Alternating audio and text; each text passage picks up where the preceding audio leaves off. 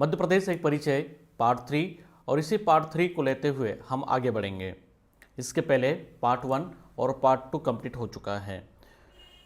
Part 1 और part 2 में मैंने आपको बताया कि किस तरह से मध्य प्रदेश के सामान्य परिचय को पढ़ा जाए। राई नृत्य की उत्पत्ति के बारे में हमने चर्चा की थी। मलखम कितनी विधाओं में किया जाता है उसके बारे में हमने चर्चा की थी। इसके साथ ही हमने मध्य प्रदेश का राजकीय पक्षी शाह बुलबुल कौन से क्षेत्र में सर्वाधिक संख्या में पाया जाता, कौन से अभयारण्य में पाया जाता है, उस पर हमने चर्चा की थी। आज हम इस लेक्चर में ऐसे ही तथ्यों की फिर चर्चा करेंगे। ऐसे तथ्यों का मतलब यह हुआ कि मध्य प्रदेश उत्पादन की दृष्टि से भारत के कौन से स्थान में है, कृषि के क्षेत्र में मध्य प्रदेश का क्या योगदान है। जैसे कि आप सब जानते हैं, स्टेट पीएससी एग्जाम में कृषि से संबंधित प्रश्न अधिक पूछे जाते हैं और राज्य के उत्पादन की दृष्टि से भी प्रश्न पूछे जाते हैं कि मध्य प्रदेश चना उत्पादन में क्या स्थान रखता है, मध्य प्रदेश के कौन से क्षेत्र में धनिया की सर्वाधिक पैदावार की जाती है, मध्य प्रदेश के कौन से जिले में गुलाब जल की खेती की जाती है। ये वही गुलाब जल की चर्चा कर रहे हैं जो शादी समारोह में छिटका जाता है या कह के राजशाही परिवार में अपनाया जाता है, सामान्य तौर पर भी अपनाया जाता है। ये सब कुछ आज आपको यहाँ पर पता चलने वाला है। चलिए क्लास को स्टार्ट करते हैं। पार्ट 3 को जब हम कवर कर रहे हैं तो पार्ट 2 के अंदर हम राज के गीत को छोड़ चुके थे, यानी कि ये पन्ना हमारा बाकी था। सुख का दाता सबका साथी मेरा मध्य प्रदेश है। मध्य प्रदेश का राजकीय गीत बहुत ही महत्वपूर्ण है। वर्ष 2010 में इसको घोषित किया गया। मध्य प्रदेश राज्य के गीत बनाने की या कहें कि लिखने की जो पहल है वह कब शुरू हुई थी, तो 2008 और 9 में स्टार्ट हुई थी और मूल रूप से 2010 में इसको कंप्लीट किया गया। इसके जो रचनाकार है श्री महेश श्रीवास्तव जी हैं। ये एक बड़े पत्रकार हैं श्रीवास्तव जी। वही गायक की अगर हम बात करें तो शांतनु मुखर्जी ने अपने बोल दिए हैं, इस गीत को गाया है। संगीतकार की अगर हम बात करें तो सुनील झा ने संगीत दिया है। संगीतकार का नाम पूछे तो सुनील झा बताना है, गायक का नाम पूछे तो शांतनु मुखर्जी बताएंगे और रचनाकार का अगर नाम पूछा जाएगा तो श्री महेश श्रीवास्तव जी आप नाम वहां पर बताएंगे। मध्य प्रदेश के उपनामों में मैंने आपको वुल्फ स्टेट का जो हाल ही में दर्जा मिला है मध्य प्रदेश को, उसके बारे में हमने चर्चा की थी। घड़ियाल पूरे इंडिया में सबसे ज्यादा कहां पर पाए जाते हैं, कहां पर खोजे जाते हैं, उस पर हमने चर्चा की थी कि मुरैना जो मध्य प्रदेश का है उत्तर में बसा हुआ एक ऐसा जिला जो चंबल के क्षेत्र में है, या कहें कि चंबल नदी सर्वाधिक बीहड़ों का निर्माण करती हुई वहां से बहती है, तो यहां पर आपको घड़ियाल मिलेगा। इसके साथ ही मध्य प्रदेश एक और बड़ी उपलब्धि हासिल कर सकता है, वो है डॉल्फिन के संरक्षण में। ऐसे ही प्रश्न पीसीएस स्टेट एग्जाम में आपसे पूछे जाएंगे। यह सब कुछ पढ़ लिया था आपने। अब हम चर्चा करते हैं मध्य प्रदेश की प्रशासनिक इकाइयों की। एमपी में राजस्व संभाग कितने हैं, डिस्ट्रिक्ट कितने हैं, तहसीलें कितने हैं, विकासखंड कितने हैं, नगर कितने हैं और प्रस्तावित कितने किए गए हैं। 2001 से लगाकर 2020 तक के सारे आंकड़ों को हम देखेंगे। 2021-22 अभी करंटली है और यहां पर अभी इस तरह की कोई भी घोषणा नहीं की गई है। अगर होगी तो मैं आपको यहां पर जरूर बताऊंगा। राजस्व डिवीजन की अगर हम बात करें तो 2001 में कितने संभाग थे। मध्य प्रदेश जनरल नॉलेज में आप 10 संभागों को पढ़ते हैं। प्रश्न क्या पूछा जाएगा कि 2001 में कितने थे। 2001 में मध्य प्रदेश में राजस्व संभाग जो थे वह 9 थे। 2011 में संभागों की संख्या बढ़ी, एक नया संभाग और बना और संख्या हो गई यहां पर 10। 2013 में कोई भी संभाग नहीं है। 2018 में कोई संभाग घोषित नहीं किया गया, यहां तक कि 2020 में भी कोई संभाग घोषित नहीं किया गया। संभाग प्रस्तावित किए गए हैं जिसके बारे में मैंने बताया कि मध्य प्रदेश में जो 11वां संभाग बनाया जाएगा वो होगा छिंदवाड़ा, ये प्रस्तावित है। और 12वां डिवीजन होगा आपका रतलाम। 2 संभाग प्रस्तावित किए गए हैं। जिलों की अगर हम बात करें तो 2001 में जिलों की संख्या कितनी थी? तो यहां पर आप आंसर करेंगे 45 जिले थे। 2011 में जिलों की संख्या हो गई 50। 2013 में एक नया जिला और बनता है अगरमालवा। याद रखना है, शाजापुर से एक सेपरेट डिस्ट्रिक्ट बनता है अगरमालवा। अगरमालवा, ठीक है, याद रखेंगे आप यहां पर अगरमालवा। 2013 में घोषित किया गया। 2013 में मध्य प्रदेश में जिलों की संख्या हो गई 51। प्रश्न ऐसे ही पूछे जाएंगे कि 2011 में कितने थे, 2001 में मध्य प्रदेश में जिलों की संख्या कितनी हुआ करती थी, या जिलों के साथ 2001 में जिले कितने थे और संभाग कितने थे। 45 और 9, 50 और 9, ऐसे करके प्रश्न आपसे पूछे जाएंगे वहां पर। 2018 में जिलों की संख्या हो गई यहां पर 52। 2018 में 52वां जिला बनता है आपका निवाड़ी। निवाड़ी जनसंख्या के दृष्टिकोण से भी और क्षेत्रफल के दृष्टिकोण से भी प्रदेश का सबसे छोटा जिला है। यह 2018 में बनाया गया। टीकमगढ़ से एक सेपरेट डिस्ट्रिक्ट बना निवाड़ी। निवाड़ी के बारे में हम और भी आगे चर्चा करेंगे, क्योंकि निवाड़ी जो है वह उत्तर प्रदेश के साथ अपनी सार्वधिक सीमा को साझा करता है। प्रस्तावित जिलों की अगर हम चर्चा करें कि 2020 के बाद 21-22 में कितने जिले प्रस्तावित किए गए हैं। प्रदेश के अंदर 3 जिले प्रस्तावित हैं, जिसको कैबिनेट में मंजूरी दी गई थी, और ये सभी के सभी उस समय की जब कमलनाथ सरकार हुआ करती थी प्रदेश के अंदर, उस समय ये घोषित किए गए थे। बड़ा राजनीतिक घटनाक्रम घटा था उस समय। तो गुना से चांचौड़ा बनाया जाएगा। चांचौड़ा जो है, यहां से जो विधायक आते हैं दिग्गी राजा यानी कि दिग्विजय सिंह के भाई लक्ष्मण सिंह जी आते हैं, और उनकी मांग थी कि चांचौड़ा को भी डिस्ट्रिक्ट बनाया जाए। तो गुना से एक सेपरेट डिस्ट्रिक्ट बनेगा चांचौड़ा। गुना से ऑलरेडी एक जिला पहले ही बना था, अब सभी को पता होगा, ध्यान होगा, वो था अशोकनगर। अशोकनगर से एक चीज याद आने लगी है कि अशोकनगर का जो मुंगावली है, आपने कहीं बार पढ़ा होगा। विनोबा भावे जो थे, उन्होंने चंबल वाले क्षेत्र में डाकुओं के सिलेंडर के लिए एक अभियान चलाया था सन 1972 में। उसको दृष्टिगत रखते हुए यहां पर एक जेल बनाई गई थी, जिसको आप प्रदेश की खुली जेल बोलते हैं। हाल में ये जेल बंद है, राज्य सरकार ने इसको बंद कर दिया गया है। अगर मध्य प्रदेश जनरल नॉलेज आप पढ़ते हो तो ये अपडेट हो जाइए आप, उसको बंद कर दिया गया है, ठीक है। चलिए, तो अशोकनगर तक में लेकर चले गया था आपको। अब हम चर्चा करते हैं सतना से मैहर। सतना से एक सेपरेट डिस्ट्रिक्ट बनने जा रहा है मैहर, और उज्जैन से नागदा बनेगा। इस तरह से 3 जिले और प्रस्तावित किए गए थे मध्य प्रदेश में।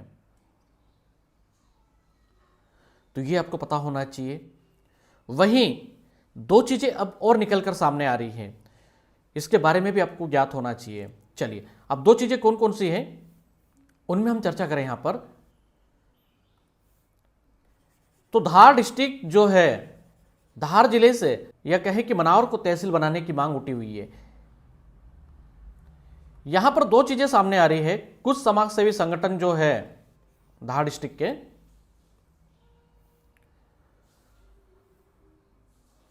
चलिए, धार से मनावर को जिला बनाया जाएगा। इसके साथ ही अगर हम चर्चा करें तो देवास का जो बागली जो है, देवास का, हाँ जी, देवास से बागली को बनाया जाएगा। देवास से बागली एक सेपरेट डिस्ट्रिक्ट होगा। तो इस तरह से यहां पर 2 और जिले आपको पढ़ने को मिल जाते हैं। तो ये तो हो गई जिलों की बात। आइए आगे हम चर्चा करते हैं यहां पर तहसीलों की।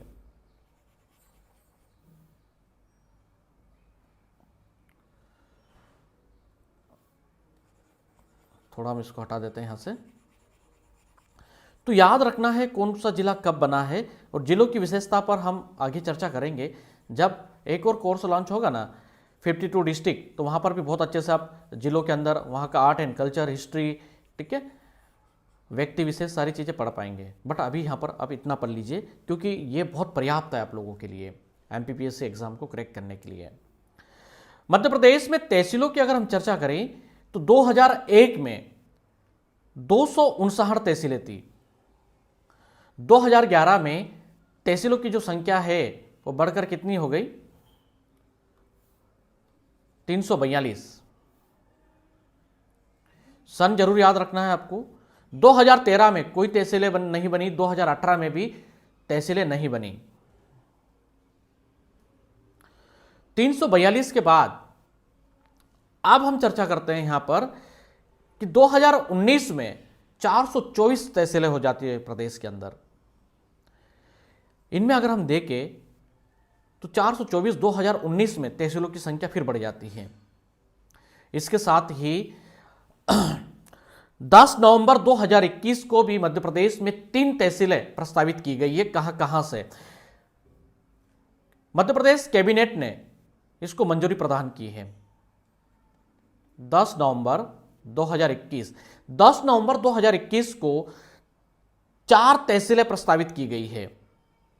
वो कौन कौन सी है चलिए मैं आपको बताता हूं। पहली बनेगी आपकी किल्लौद। पहली नहीं कह सकते, पहले आप पढ़ सकते हो कहें तो।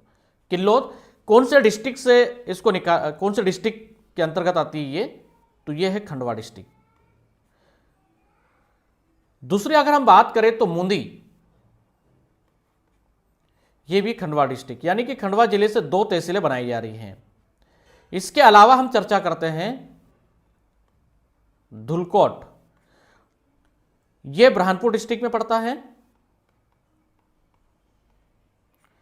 और चौथी अगर हम बात करें तो चौथा जो है वो है डिंगोरा।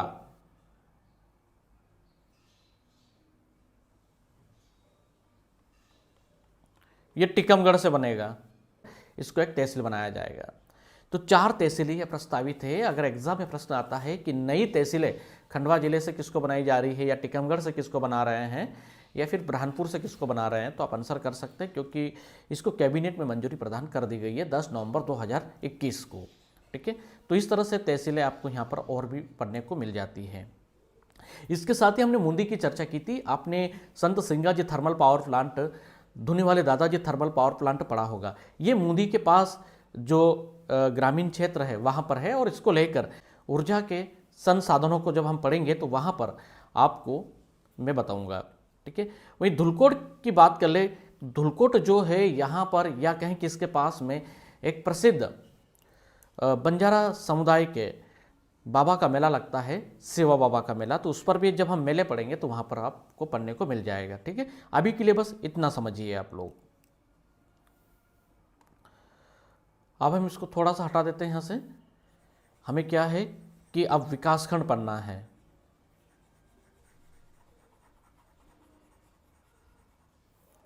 चलिए, तो विकासखंडों की अगर हम बात करें तो 313 2001 में भी थे, 2011 में भी 313 थे, 2013 में भी 313, यानी कि 2018 और वर्तमान में भी 313 है। ये प्रश्न पूछे जाते हैं कि एसटी के कितने हैं, तो एसटी के कितने हैं? 89। 89 विकासखंड है। 2022 तक अब तक कोई परिवर्तन नहीं है।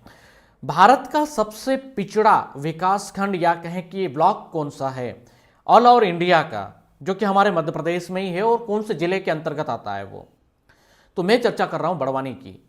और बड़वानी जिले का पाटी जो है वो भारत का सबसे पिछड़ा विकासखंड है।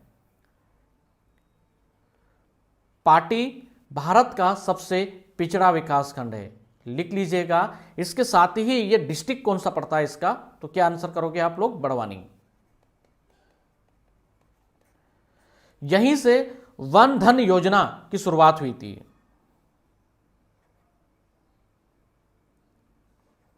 वन धन योजना। वन धन योजना का उद्देश्य क्या था? इसका उद्देश्य यह था कि जो आदिवासी अंचली क्षेत्र है, इसके माध्यम से, इस योजना के माध्यम से उनको रोजगार दिलाया जाए और बुनकर का काम सिखाया जाए।